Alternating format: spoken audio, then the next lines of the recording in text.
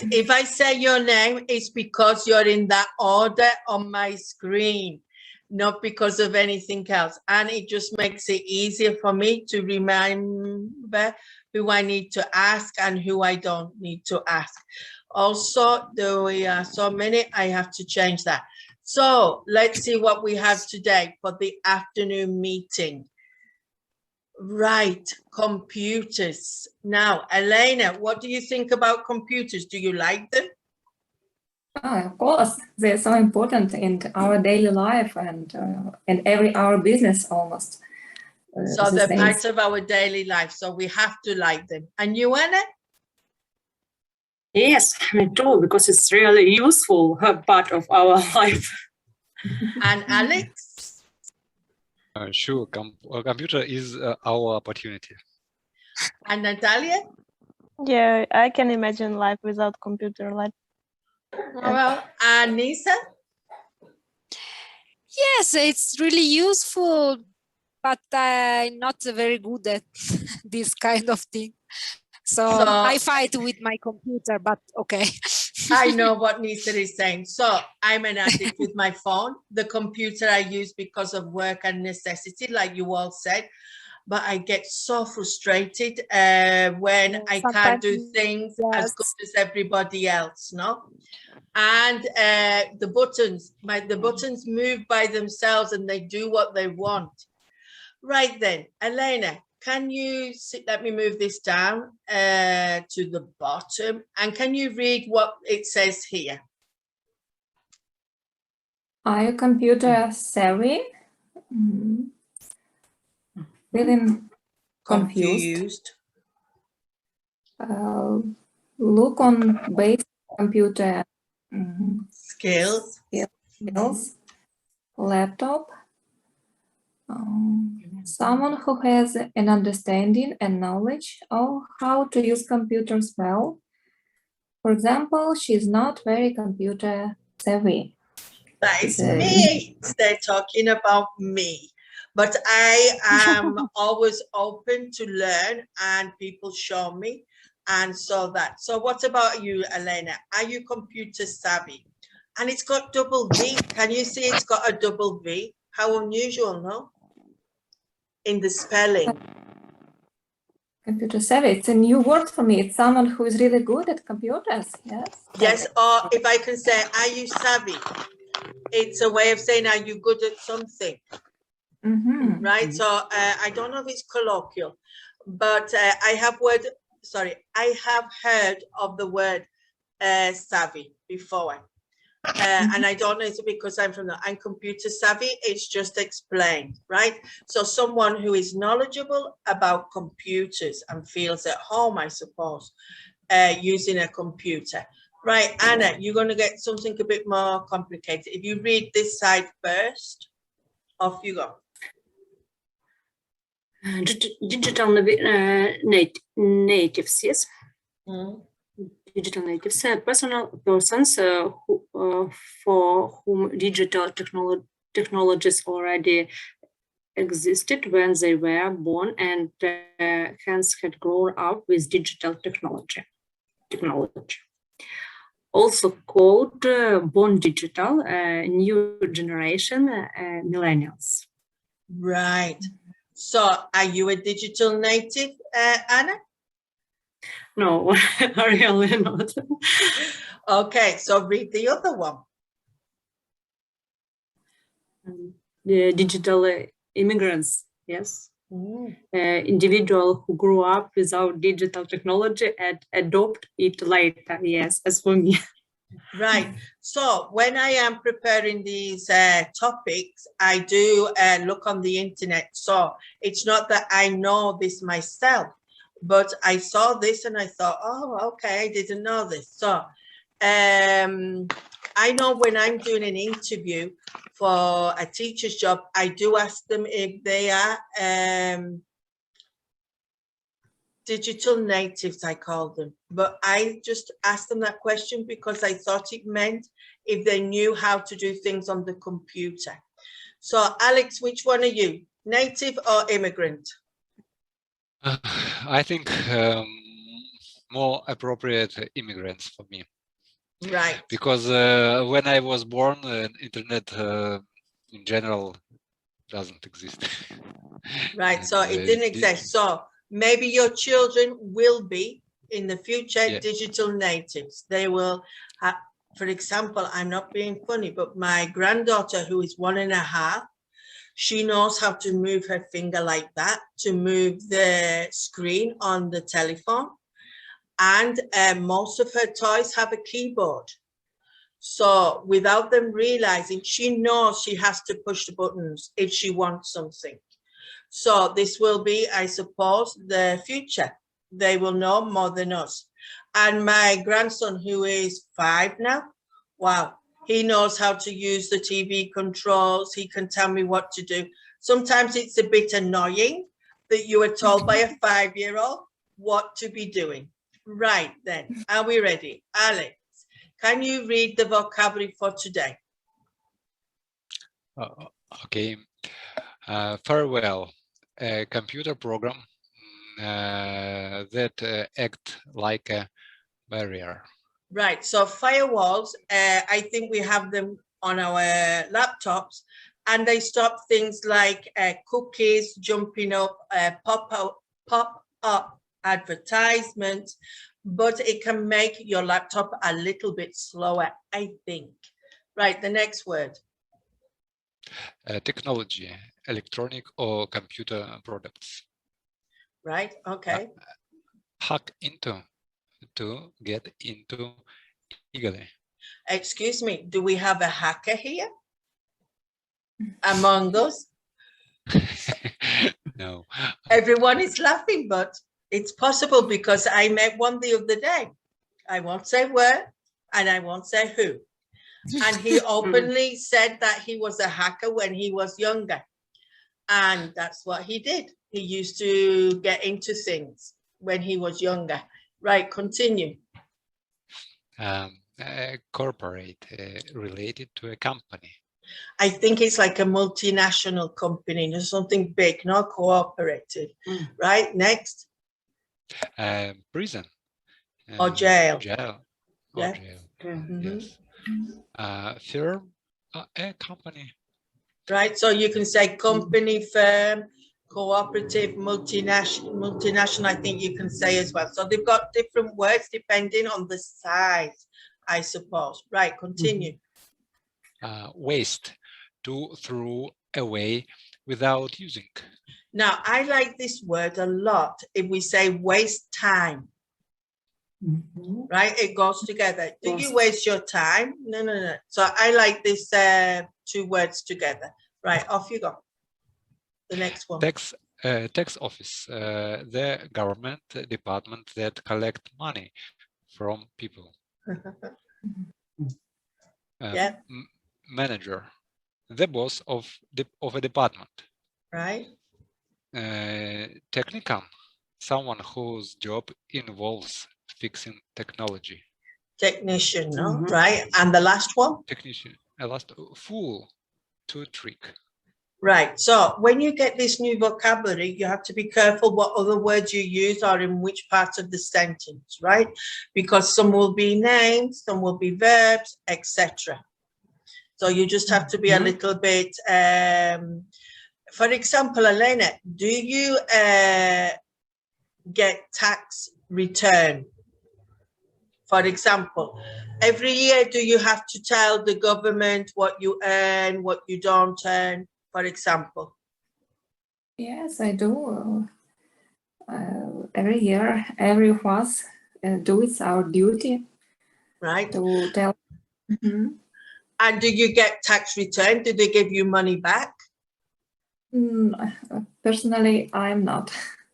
Right. No, because here in Spain, in England, it was a little different. In Spain, you pay a percentage, and normally you pay more than you actually need to pay. And then they work it out in the office, in the tax office. And for example, I got some money back this year. So normally you pay over the limit. I prefer to pay over than under. And then at the end of the year, they give you something back. So Italy too. yeah, In the Italy only too. thing is how can I say this nicely? There is a loophole. And if people know the loophole, it means that they know how to fool the tax office a little bit, no? And I think that shouldn't In exist. Italy too. I think it should not exist, because if it exists, people are going to do it. No, so I think everything should be so black and white. There isn't a possibility of tricking the tax office, right? So this is my personal opinion.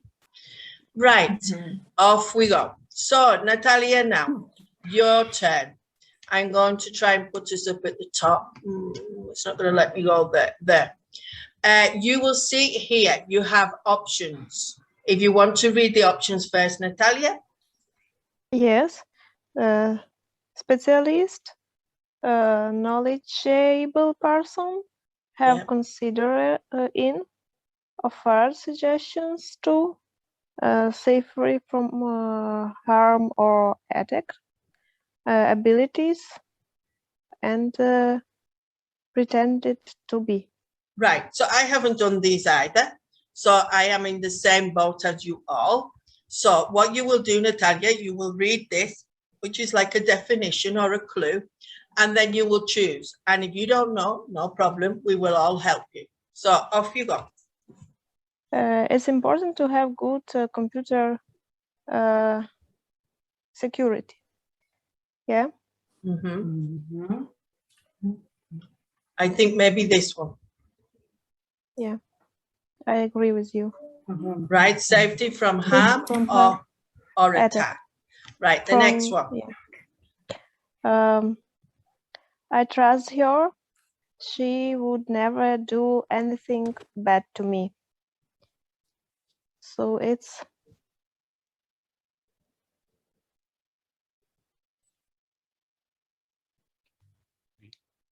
A, B, or C? I think it's B. Have confidence in. Right, another one. The robber posed as a police officer. Right, so the word we are substituting is pose, the underlined one. So if you pose to be somebody, what are you doing? You pretended to be. Very good. The next one. Jim is an expert in computers. So A, specialist, knowledgeable person. Very good. And 5? He used his skills to help people. So abilities maybe. Right, ability is a skill. Okay.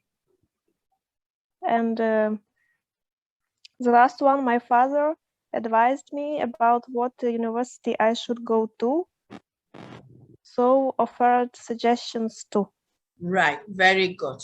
Okay, so there was some new vocabulary. So here are our questions. Right, let's see. Is Nisa there? Yes, she is. Right. Do you have important information stored on your computer? And if so, what kind? So do you have a laptop or a computer? And do you have important information there?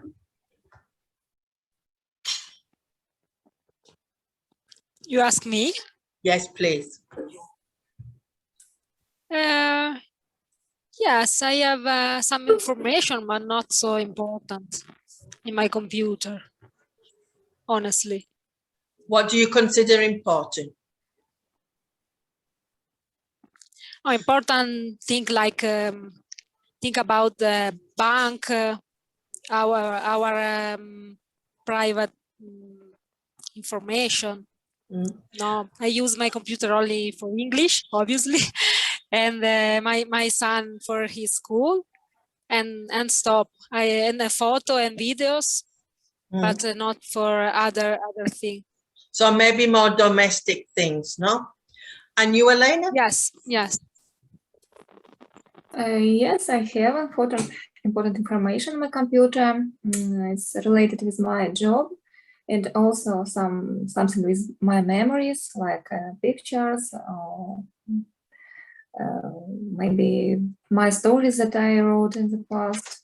So computer would be sad to me. Right. So, Anna, do you do banking online? Really, no, I don't like banking online. I don't know why, but really not. I did it once, and I blocked my account because I pushed the wrong button. I had to go to the bank to unblock it, and I never used it again. So I have become very lazy. And I say to my daughters all have access to my account. It sounds stupid, but it's true. And I just say, daughter, have a look at my account. Tell me what I've got. Move this, do this. I don't touch it because I know it's stupid of me. But I just got, I just didn't like it after blocking the account. No. Okay. The next question. Yeah, I had a bad experience. And then I'm like a little girl. I didn't want to do it anymore. And Alexi, the next one, what helps keep your computer safe? I think as for me, I try to change computer or some spare parts in appropriate time. Maybe once per 3 years, maybe often, and it helped me to be more safer because the biggest problem is can relate it with equipment. I'm thinking now, yeah, because have you ever happened this, that your laptop or your computer broke and you lost everything on the computer? This has happened to me. And since then, I put everything on a hard drive, the external hard drive. No, I think it's called the little box that you can have, no? So I try and keep a copy of everything on the hard drive, which is important. And then if something happens to my laptop, I don't feel so worried. But the time I cried, I lost all my photos, I lost all my memories, and they couldn't get into my laptop to retrieve them, no? So this can happen. But on a daily basis, Alexi, do you use anything like it says here, the firewall or something to protect people coming in? Of course, sure. One of my laptops was given me by company, and it's special software which I obligate to use. Oh, so you're obliged to use that software, and you have to use that software. And yes, then on my home computer, I also use something which exists in Windows, and it's also helped me to protect some ports from connection. right. And does anyone ever worry about hackers or people doing things to you on the computer or on your phone? No, we don't really think about that. And Natalia, what do you think is the biggest danger to your computer or to your mobile phone? I think that if I download something with, how to say it? A virus? Virus, yes. That can crash everything in my computer or in my laptop as well. So I try to download only for some sites that I'm sure that it's safe. And of course, it's important to have antivirus,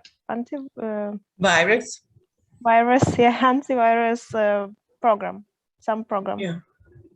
I've had a virus in the past because this is a long time now. And it was because I downloaded the films. And I stopped doing it because it was such a hassle to fix everything again, no? So first of all, you have the virus, then you've got to get rid of it, then you've got to do this. And I thought, it's not worth it. So as I don't understand, I don't do it anymore. So we have to be careful of the viruses. But I think a hacker will get in whichever way they want.